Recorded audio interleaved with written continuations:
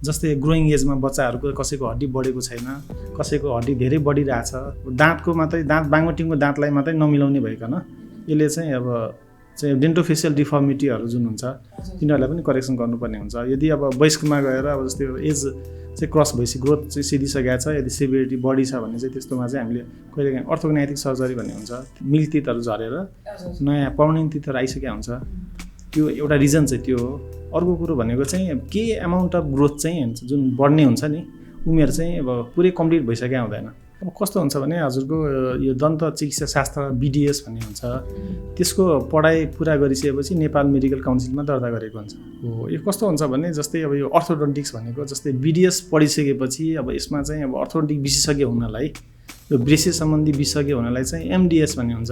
अब कस्तो हुन्छ भने जस्तै बाङ्गोटिङको दाँत भएपछि त्यहाँ चाहिँ अब खाना त राम्रोसँग सफाउने ब्रस गर्दाखेरि सबै ठाउँमा पुण्य भएन, त्यस्तो हुँदाखेरि त अब त्यहाँ भएको जुन हाम्रो लेउ दन्त लेउ भन्छ नि हामी, दन्त लेउले के गर्छ, किराले खाने भयो।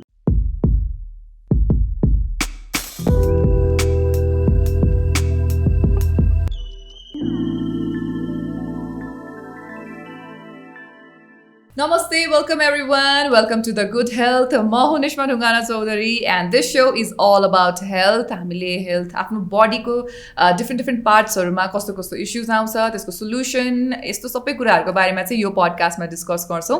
And we are very overwhelmed with all the support that we are getting in the Instagram from you guys. So आज चाहिँ एकदमै स्पेसली एक्साइटेड छु म। एनिवे एक्साइटेड भएको कारणले होला स्माइल बढिरहेछ। स्माइल भन्ने बित्तिकै सबैभन्दा फर्स्ट कुरा द्याट हाम्रो दिमागमा जे आउँछ त्यो भनेको चाहिँ दाँत हो होइन। I don't believe I connected this with this, but आज हामीहरू डेन्टल हेल्थको बारेमा कुरा गर्छौँ। आज हामी ब्रेसेस हेल्थको बारेमा कुरा गर्छौँ। आज चाहिँ हामीसँग इन डेप्थ ब्रेसेसको बारेमा डिटेल दिनको लागि डाक्टर सञ्जय प्रसाद गुप्ता हुनुहुन्छ। He is assistant professor and he is consultant orthodontist at TU dental teaching hospital. उहाँ ब्रेसेस विशेषज्ञ हुनुहुन्छ। उहाँको आफ्नै क्लिनिक पनि छ डेन्टल विला भन्ने, र उहाँ ग्रान्डे हस्पिटलमा पनि कार्यरत हुनुहुन्छ। You can also find him at Grande hospital. So without further ado, let's welcome Dr. Sanjay Prasad Gupta with a very big smile indeed. Welcome, sir. Namaste. Thank you. So, how are you? Fine. Fine? Yeah. Okay. So, अब आज चाहिँ हामीहरू dental हाइजिनको बारेमा कुरा गर्दैछौँ, mostly ब्रेसेसको बारेमा कुरा गर्दैछौँ। यहाँ ब्रेसेस विशेषज्ञ हुनुहुन्छ होइन, अनि थुप्रै ठाउँमा पनि यहाँ संलग्न हुनुहुँदो रहेछ, यहाँको आफ्नै क्लिनिक पनि रहेछ। So I think I just first start with आफ्नो जुन क्लिनिक छ त्यसको बारेमा चाहिँ अलिकति बताइदिनु भयो भने यहाँले, and then we go forward with the show. म चाहिँ अब उपप्राध्यापक अर्थोडोन्टिक विषयको रूपमा टिचिङ हस्पिटलमा कार्यरत छु। त्यो सँगसँगै अब गान्धी इन्टरनेसनल हस्पिटलसँग पनि आबद्ध छु, र त्यसको साथसाथै फाउन्डर चाहिँ Dental Villa Orthodontic Centre and Speciality Dental Clinic जुन चाहिँ बल्खु पुलेश्वर रोडमा रहेको छ। त्यहाँ चाहिँ हामी विशेष गरी अब सबै दाँतको सबै उपचारहरू चाहिँ स्पेसलिस्टद्वारा नै गरिन्छ। साथसाथै हाम्रो ब्रेसेसको लागि चाहिँ विशेष हामीले त्यहाँ चाहिँ ध्यान दिएको छौँ। हजुर, हामी ब्रेसेसको बारेमा चाहिँ अफकोर्स यहाँबाट इन्फर्मेसन लिन्छौँ नै। पहिला चाहिँ अलिकति डेन्टल हेल्थको हाइजिनको बारेमा पनि कुराकानी राख्यौँ भने सायद हाम्रो अडियन्सहरूलाई अलिकति इजी होला कि भनेर चाहिँ set the questions that way. अब दाँत कतिको इम्पोर्टेन्ट छ, डेन्टल हाइजिन कतिको इम्पोर्टेन्ट छ भन्ने कुरा त सायद सबैजनालाई थाहा नै होला होइन। I just wanted to know what is the basic regime, हामीले दिनदिनै चाहिँ गर्नुपर्ने कामहरू के हो आफ्नो दाँतलाई एकदम नर्मल रूपमा हेल्दी राख्नको लागि। अब दाँत भन्ने बित्तिकै अब शरीरको एउटा द्वार भनौँ हामी होइन। दाँतले मुखले चाहिँ हामी जे पनि अब खान्छौँ सबै जाने भनेको मुखबाट हो। त्यही भएर मुख स्वास्थ्य नै हाम्रो अरू कुराहरूको चाहिँ हामी डिटरमाइन गर्छ। जस्तै कुनै पनि डिजिजहरू चाहिँ अब यिनीहरूको चाहिँ अब कोल्याट्रल रोल भन्छौँ नि हामी, एक अर्कोसँग सम्बन्धित हुन्छ। जस्तै मुखमा कुनै प्रब्लम छ भने चाहिँ त्यो चाहिँ अब सिस्टेमिक, जस्तै अब मधुमेह रोगलाई होइन, कार्डियक प्रब्लमहरूलाई पनि चाहिँ अप्ठ्यारो भइरहेको हुन्छ, वा चाहिँ कुनै अब सिस्टेमिक डिजिजहरू छ भने चाहिँ दाँतमा मुखमा चाहिँ त्यसको लक्षणहरू चाहिँ देखिने हुन्छ। र कस्तो हुन्छ भने कारक तत्त्वहरू पनि कुनै पनि डिजिजहरूको, जस्तै अब दाँतको किरा लाग्ने वा पेरिडोन्टल डिजिज भन्छौँ हामी, हर्सा लाग्ने भन्छौँ होइन, तिनीहरू चाहिँ को कारक तत्त्व भनेको अब धेरै गुलियो पदार्थ धेरै खाने, त्यसपछि प्रोसेस खानेकुरा खाने, सफ्ट ड्रिङ्क्सहरू खाने, यिनीहरूले गर्दा हुन्छ भने चाहिँ मधुमेहहरू, कार्डियक डिजिजहरूको पनि एउटा कारक तत्त्व भनेको त्यही सेम कुरा हुन्छ। त्यही भएर चाहिँ मुख स्वास्थ्यलाई पनि चाहिँ अरू शरीरको अरू अङ्गहरूको स्वास्थ्यलाई जस्तै चाहिँ ध्यान दिनुपर्ने हुन्छ।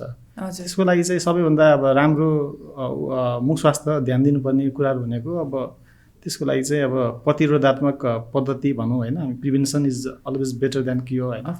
त्यही भएर चाहिँ हामीले चाहिँ अब त्यसलाई चाहिँ अब रोग लाग्न चाहिँ दिनु भएन।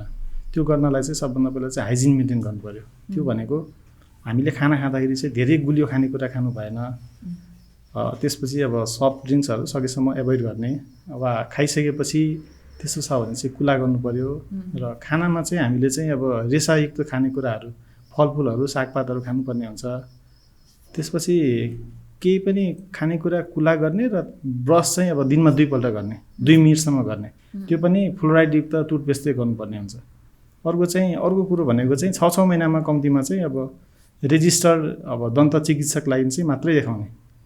त्यो कुरो। अर्को कुरो चाहिँ अब मद्यपान चाहिँ अब कम गर्ने र अब स्मोकिङ भनौँ होइन, त्यो चाहिँ अब त्यो पनि चाहिँ क्विट गर्नुपर्ने हुन्छ। यो कुराहरूलाई चाहिँ हामीले ध्यानमा राख्यो भने चाहिँ हामी चाहिँ ओरल हाइजिन चाहिँ हामी मेन्टेन गर्न सक्छौँ जस्तो लाग्छ।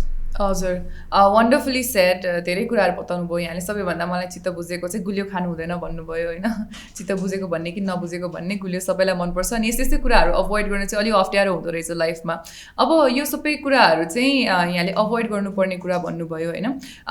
I wanted to know if यहाँले अघि डिजिजहरूको पनि नाम लिनुभएको थियो, यस्तो डिजिजहरू भयो भने चाहिँ यसले हाम्रो ओरल हेल्थमा इफेक्ट गर्छ भन्ने कुरा जस्तो भइरहेको थियो होइन। So what are the diseases जसले गर्दाखेरि चाहिँ हाम्रो ओरल हेल्थमा पनि डिरेक्टली इफेक्ट गर्छ? अब त्यसमा भन्नुपर्दाखेरि 3-4वटा बढी अब रिलेटेड डिजिजहरू भनेको एउटा मधुमेह हो, अर्को चाहिँ कार्डियक प्रब्लम, अरू रेस्पिरेटरी प्रब्लम, र अर्को चाहिँ केही क्यान्सरहरू। तिनीहरूको र मुख स्वास्थ्यसँग चाहिँ एकदम डाइरेक्टली लिङ्क भएको हुन्छ। मैले जस्तै भने तपाईँको कारक तत्त्वहरू पनि कुनैको सिमिलर हुन जान्छ। त्यही भएर त्यसो चाहिँ इन्टर रिलेटेड जस्तो चाहिँ हुन्छ यो चाहिँ।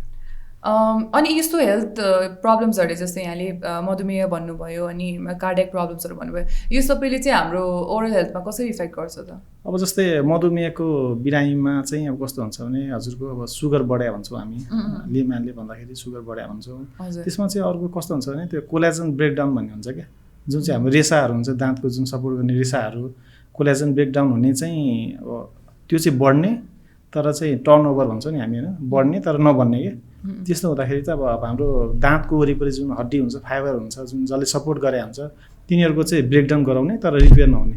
त्यस्तो हुँदाखेरि त त्यसमा त अब त्यस्तो हुँदाखेरि पेरिडन्टल हेल्थ चाहिँ कम्प्रोमाइज भएको हुन्छ। ए हजुर, त्यसरी चाहिँ रिलेसन हुन्छ। ओके, मैले यो सोध्नुको कारण चाहिँ के हो भन्दाखेरि धेरैजनाले चाहिँ हाम्रो अडियन्सहरूले आइएम भेरी स्योर, म पनि पहिला नि त्यस्तो नै थियो होला, द्याट हामीले चाहिँ एक ठाउँमा प्रब्लम भयो भने शरीरको अर्को ठाउँमा चाहिँ केही पनि असर पर्दैन भन्ने सोच्छौँ नि त होइन।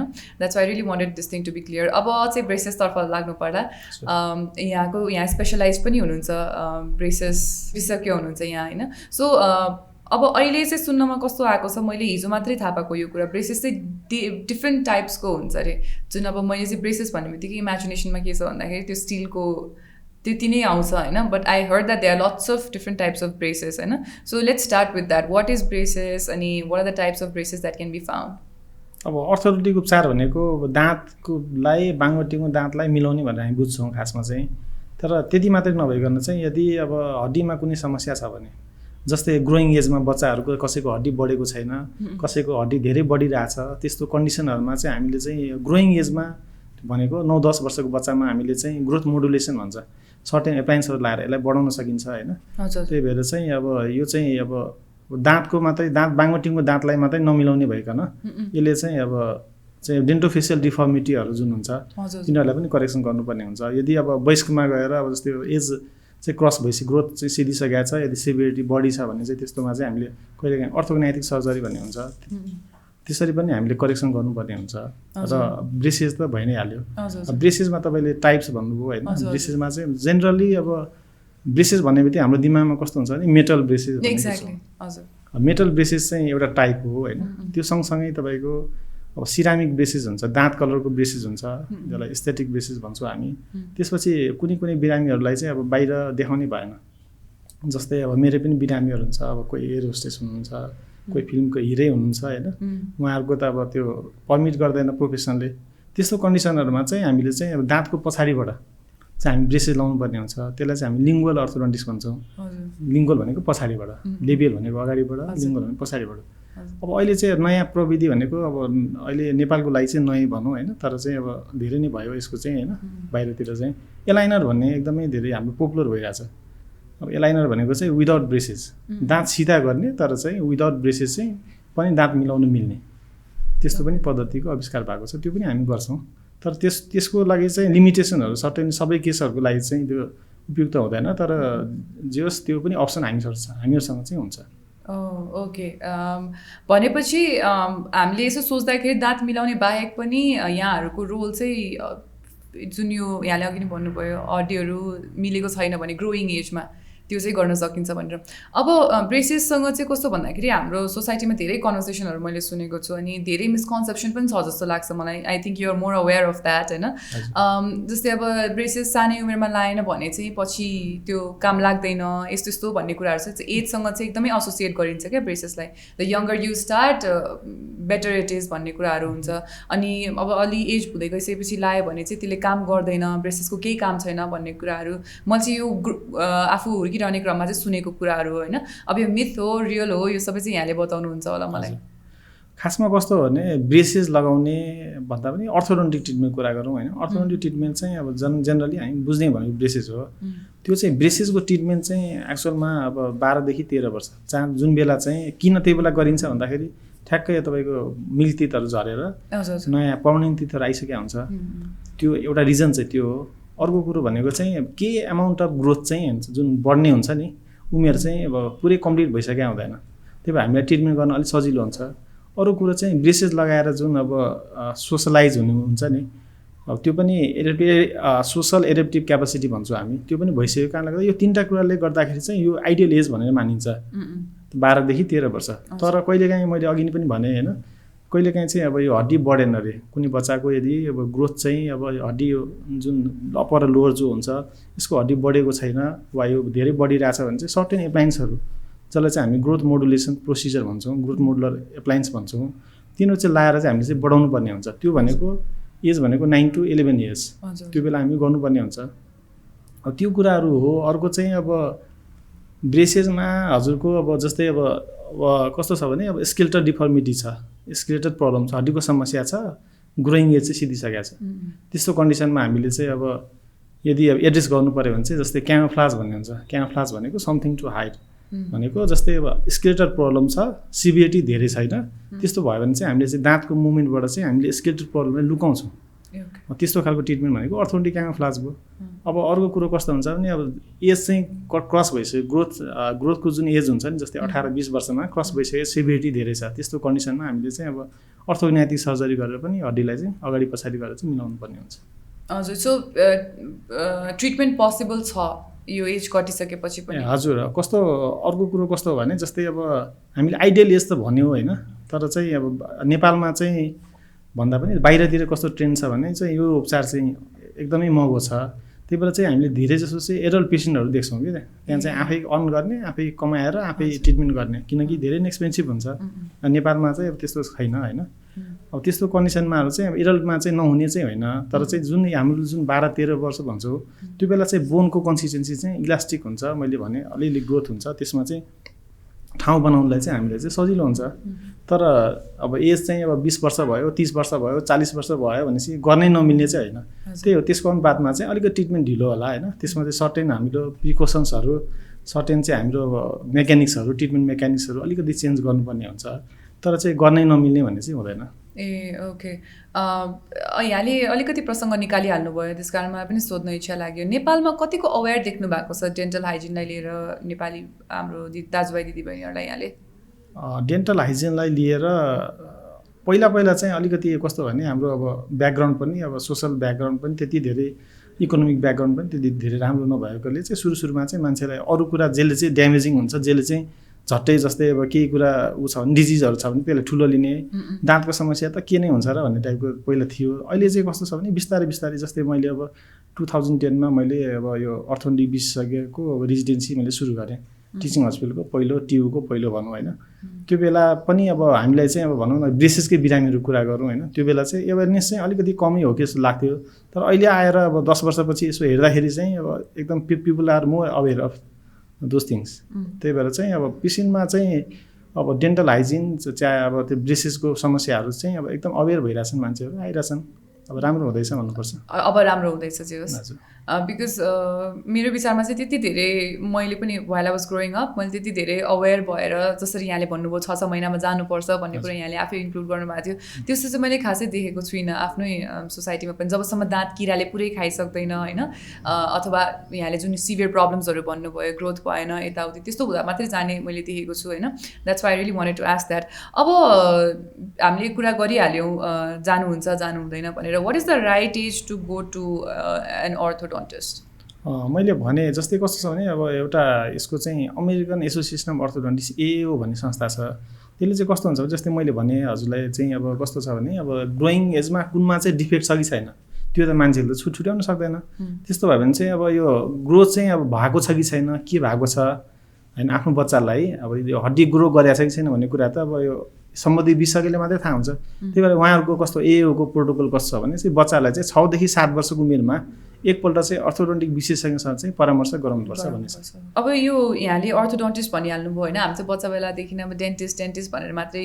ऊ भएको अब यहाँहरूको पनि आफ्नो एजुकेसन एकाडेमिक क्वालिफिकेसनहरू हुन्छ होला सो मैले कस्तो कस्तो समस्याको लागि कस्तो डक्टरकोमा जान सक्छु त यो डेन्टल हाइजिनलाई लिएर चाहिँ अब कस्तो हुन्छ भने हजुरको यो दन्त चिकित्सा शास्त्र बिडिएस भन्ने हुन्छ त्यसको पढाइ पुरा गरिसकेपछि नेपाल मेडिकल काउन्सिलमा दर्ता गरेको हुन्छ त्यो भनेको बिडिएस भनेको जेनरल डेन्टल प्र्याक्टिसनर उहाँहरू भनेको अब डेन्टल अब जेनरल प्रब्लमहरूको लागि उहाँहरू दक्ष हुनुहुन्छ अब कस्तो हुन्छ भने कहिलेकाहीँ अब हाम्रो यो डेन्टलमै पनि पहिला अब कस्तो छ भने म्यान पावरको कमी थियो अब टेक्नोलोजीहरू त्यस्तो थिएन म्यान पावरहरू त्यस्तो अब एकदम लिमिटेड मात्रामा मात्रै थियो होइन लिमिटेड जनशक्ति मात्रै थियो अहिले चाहिँ कस्तो छ भने अब सम्बन्धित अब कस्तो हुन्छ भने डेन्टिस्ट्रीमै हाम्रो अब 9वटा 10वटा विधाहरू छ सबैको जस्तै हामी अब कार्डियोलोजिस्ट भन्छौँ होइन सर्टेन अब जस्तै एमबिबिएस गरिसकेपछि कोही डर्मेटोलोजिस्ट हुन्छ स्किन छाला रोग विशेषज्ञ हुन्छ कोही गाइनेकोलोजिस्ट हुन्छ कोही अप्थ्याल्मोलोजिस्ट हुन्छ कोही एनटी हुन्छ होइन त्यसरी चाहिँ फरक हुने भएको जस्तै हाम्रो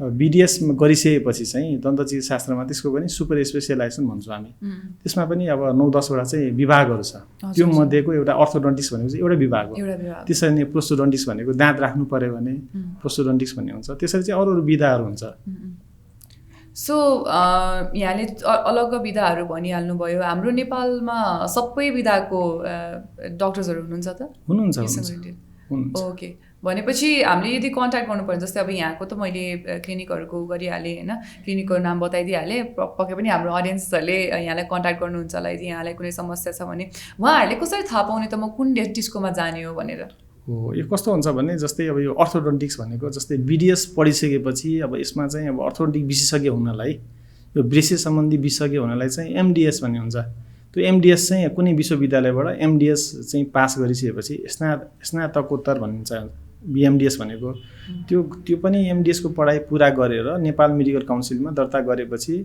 ही or she is now capable of doing orthodontic treatment actually हजुर त्यस्तो हुन्छ ओके एज अ जस्तै म चाहिँ एज अ पेसेन्ट हुन्छ नि जस्तै अब मैले खोज्न चाहेँ भने चाहिँ भनेपछि नेपालको हरेक हस्पिटलमा मैले यस्तो किसिमको फेसिलिटिज पाउँछु त फेसिलिटिज कतिको अभाइलेबल छ नेपालमा फेसिलिटिजहरू अब बिस्तारै डेभलप हुँदैछ भन्छु म होइन यो चाहिँ बर्डिङ स्टेज नै भन्छु म अहिले पनि होइन किनकि अब प्रत्येक हस्पिटलमा सबै विधाहरू अब त्यसरी चाहिँ नभए पनि अब धेरै जसोमा चाहिँ अब त्यो सिस्टम चाहिँ आउँदैछ बिस्तारै अब पेसेन्ट्स आर गेटिङ मोर अवेर होइन त्यो हुँदाखेरि चाहिँ अब मान्छेले जस्तै तपाईँलाई जस्तै कार्डियक प्रब्लम भयो भने तपाईँ फिजिसियन कहाँ जानुहुन्छ कि कार्डियोलोजिस्ट कहाँ जानुहुन्छ कार्डियोलोजिस्ट सेम थिङ ओके अब हामीले सायद धेरैवटा कुरा गरिसक्यौँ तर कस्तो प्रब्लमहरू चाहिँ एड्रेस गर्नुहुन्छ त यहाँले भन्ने कुरामा चाहिँ अलिकति हामी गएको छैनौँ होला so what kind of problems are addressed if I go to you address गर्नुभन्दा पनि पहिला चाहिँ कस्तो खालको चाहिँ बिरामीहरू चाहिँ हामी कहाँ आउने भन्ने कुरो